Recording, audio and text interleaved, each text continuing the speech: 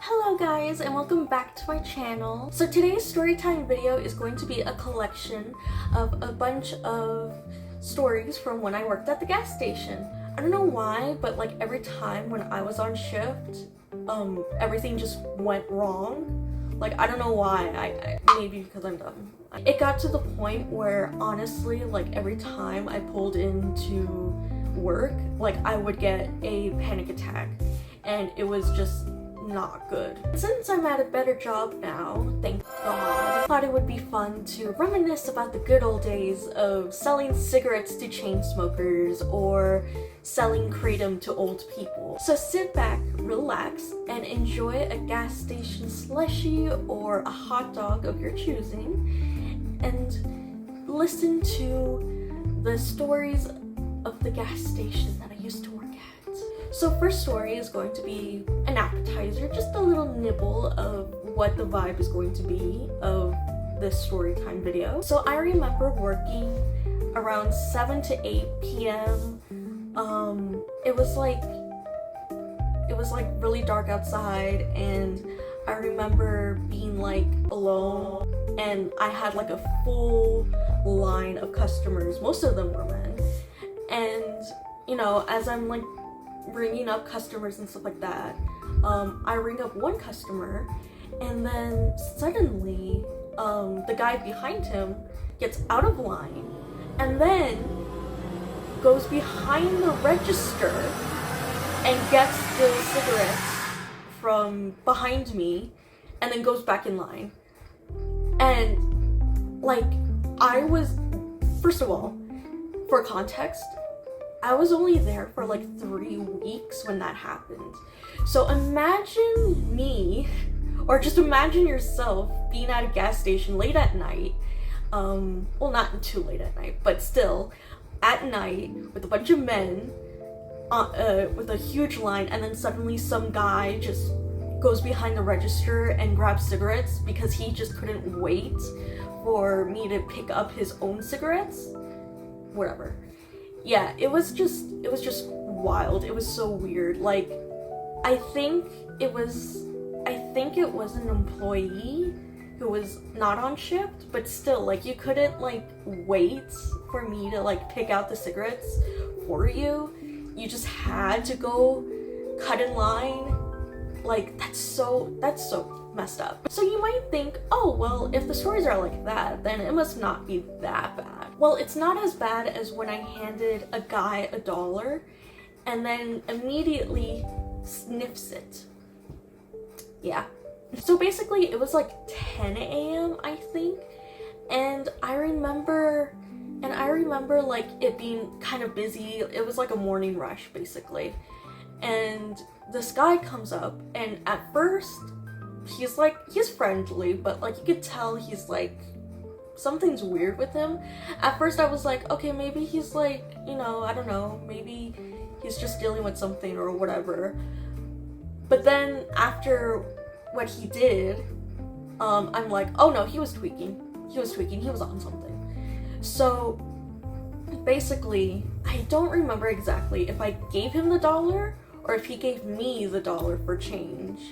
But basically what happened is that as soon as the $1 is in his hands, he sniffs it like this, like a nice buttery corn on the cob. Like, he sniffs it like this and like either hands it to me or he puts it in his pocket. I don't remember which one happened. I kind of forgot. And I remember when he sniffed the $1 bill, I was like, in my head, I was like, immediately like, I am not paid enough to deal with this. And yeah, he went about his day. And I went about my day like as if that didn't just happen. Well, that was an interesting story, right? Well, not as interesting as this phone call that I got while I was almost walking out the door at work. So there used to be a guy that sold a lot of MAGA stuff when I worked there, but he wasn't technically on our property. He was like on the side of the property, and like we couldn't do anything about it.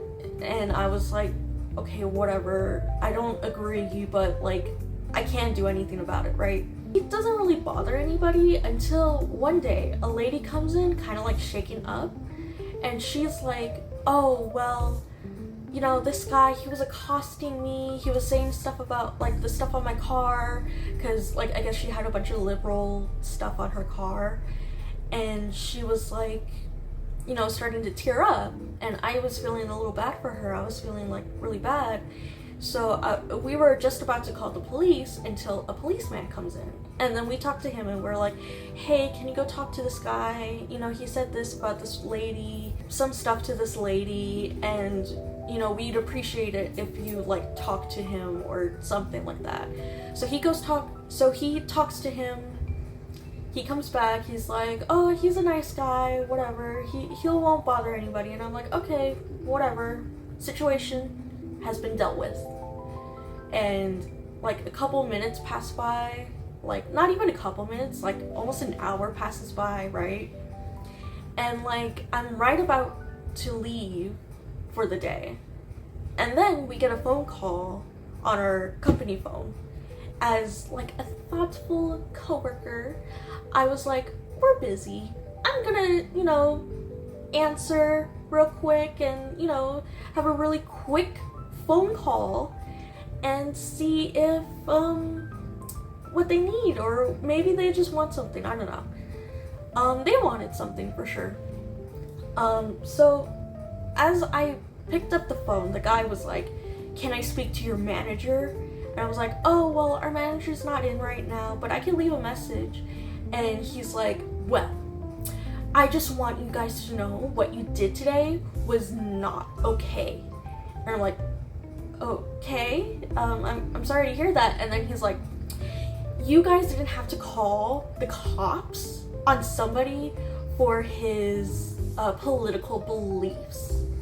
And I'm like, okay. He's saying the same thing over and over again about how we were in the wrong, how we shouldn't have called the cops, and that he wasn't hurting anybody, and, you know, stuff like that, and whatever.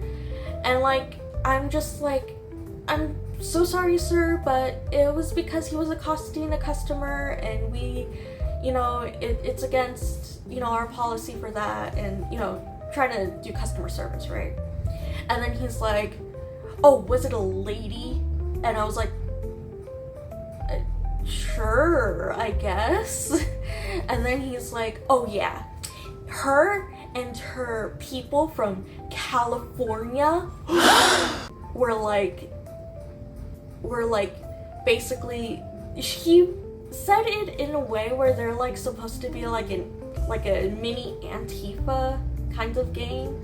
Like they would steal Trump supporting like those Trump signs and MAGA stuff off of people's lawns, and like saying mean things to conservatives and Republicans. And he was saying like, oh yeah, she's like a part of those Californians that like are supposedly doing the right thing. They're ripping things off of people's lawns, and that's not right, and whatever. And I'm like, I don't care. Like, I was supposed to leave like an hour ago. By the way, this phone call, an hour of nothing but him going like, you guys are wrong, and you know, he should be able to support whoever he wants. And it was just that over and over again. And I'm just like, I'm really sorry, sir, about that. I just, you know, I'm really sorry about that. And I'm just trying to like keep a positive customer service attitude, right? And then he goes like, well, what's your political affiliation? And I'm like, okay. Like I kind of was just like, I wasn't like mean, but I was a little bit direct. I was like, I can't tell you that over the phone, sir. Like, that's against policy. And I think that's when he got the hint, because he started to be like, oh, well, you know, I still think you guys, what you did wasn't right, and, you know, I think you guys, you know, shouldn't do that, and, you know, us business owners in the area, we support him and stuff. And I'm just like, okay, I don't care. Like, why are you telling me this?